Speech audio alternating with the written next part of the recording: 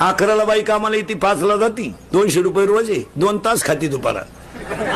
काय खाती तिचं तिला माहिती. आणि तिथं एवढंच खाती 2 तास.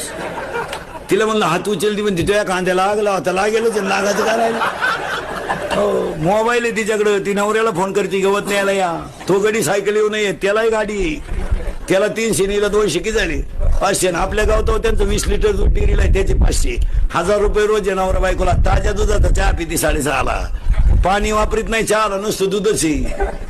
सगळ्या घरातले लाईटीचे बोर्ड पाहिले त्यांचे, एक लाईट बोर्ड नुसतं चार्जर साठी. एवढे त्यांच्या घरात मोबाईल आहे. घर आपल्यापेक्षा अप टू डेट आहेत.